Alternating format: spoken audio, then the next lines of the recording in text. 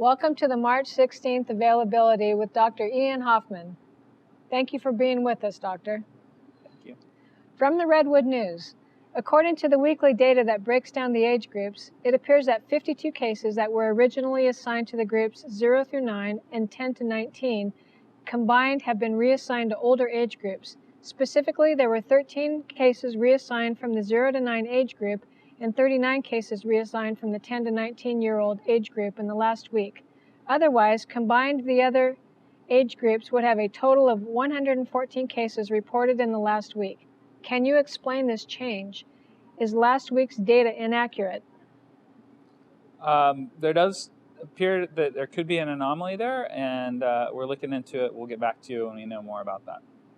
From the Redwood News, you mentioned last week that the first vaccination clinics for food and agriculture workers would be held this week.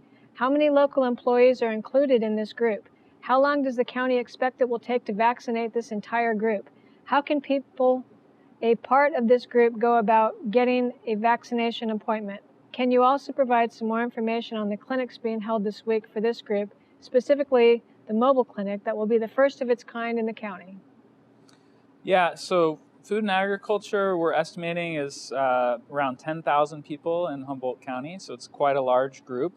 And just to put into perspective, this is in addition to many other groups that are recently open by CDPH guidelines, the state guidelines. So we know that the eligible pool of people to receive vaccine is much greater than the amount of vaccine that we have. So we are working with groups to target higher risk folks, and we're working towards making more availability in the future as we get more vaccine. And so right now, really the best way for people in any eligible group to get is to get on the interest form. And so we really encourage you, the media and everyone, to get that information out there about the interest form on their Humboldt County website. From the Redwood News, there have been reports of more than 50 Humboldt County Superior Court employees that were able to get a vaccine despite not meeting eligibility requirements. Can Public Health confirm that this did happen? And if it did, can you provide any explanation as to how this could happen?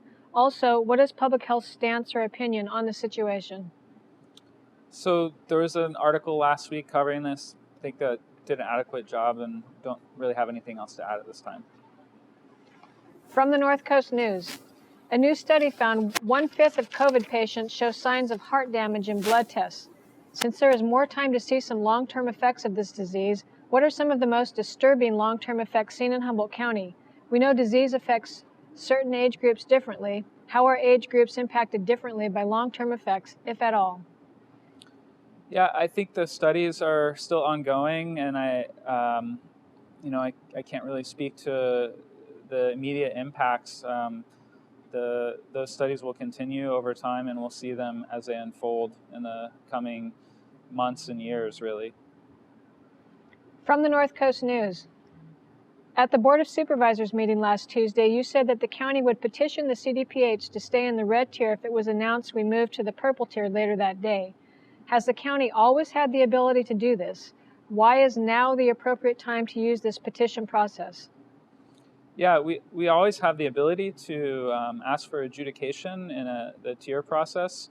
There are very specific reasons for adjudication. In this case, we felt that the data that potentially could have put us into the purple tier was inaccurate by just a little bit, and we had discussions with CDPH leading up to that point, but it turned out that we didn't have to go down that route because the case counts were just below the threshold of 7 on the day of the report.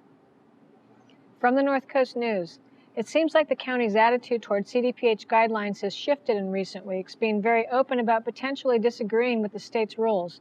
For example, in reference to the guidance on spectator limits at youth sporting events, Public Health Director Michelle Stevens said in a press release recently, Humboldt County remains fully supportive of common sense rules and regulations that prevent the spread of COVID-19, but will not endorse a statewide approach that doesn't truly take into account our local conditions and further harms small businesses that are the backbone of our community. It sounds like Public Health is willing to defy CDPH guidance if necessary.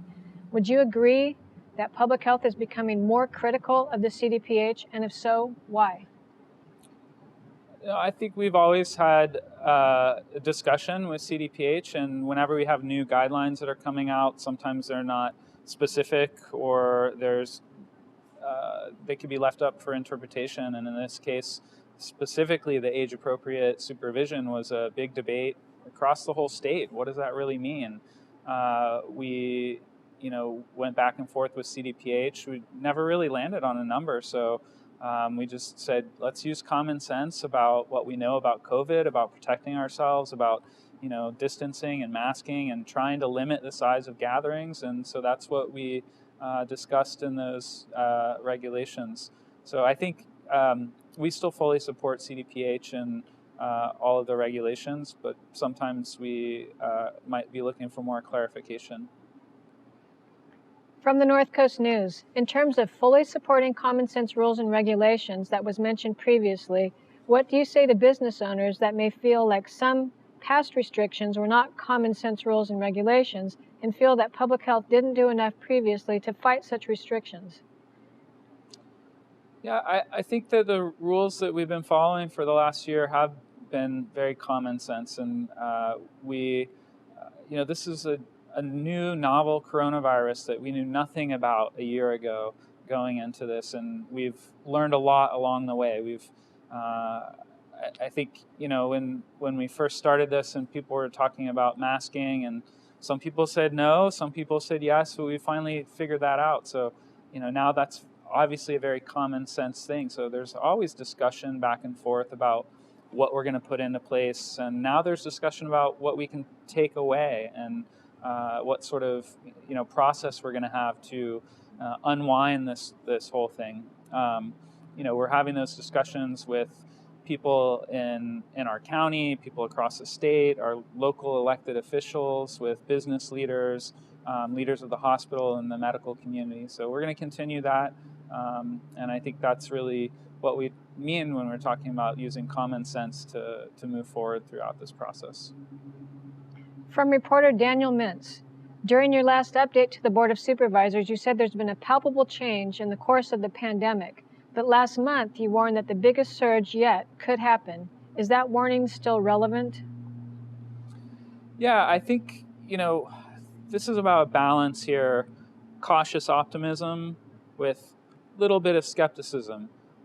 We definitely feel a change. We're getting vaccine out there. We're seeing the case counts go down. However, they haven't continued to go down. We've plateaued, so we want to be cautious. We definitely want to recognize that we need to get back to some semblance of normal, youth sports, new guidelines around live performances. Every day, CDPH and the local health jurisdictions are working together to figure out ways we can open up more safely.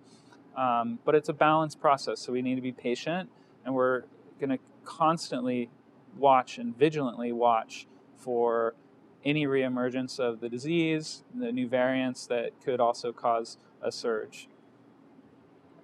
From the Times Standard, did the county cooperate with the Humboldt-Del Norte League on developing the rules for spectators at outdoor prep sports events? Only 4 members of a participant's household may attend, socially distanced, no food in stands, etc. Or were these suggestions from the state? So the state and Humboldt County Public Health have not put any number limits. So we are sticking with age-appropriate supervision and leaving that up to the facilities and the teams to decide what makes sense for them. There is also the live performance guidance that goes into effect April 1st, which could be applied to many of these youth sports situations as well.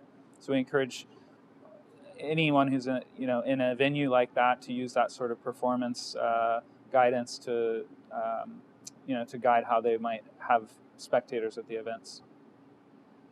From the Times Standard, is the county working with adult sports organizations such as Humboldt Crabs, HSU, on possibly welcoming spectators to their outdoor stands?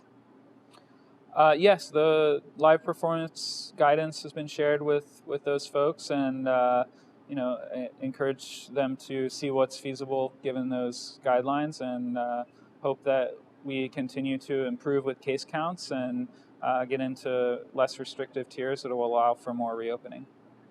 Thank you very much, Doctor. Thank you.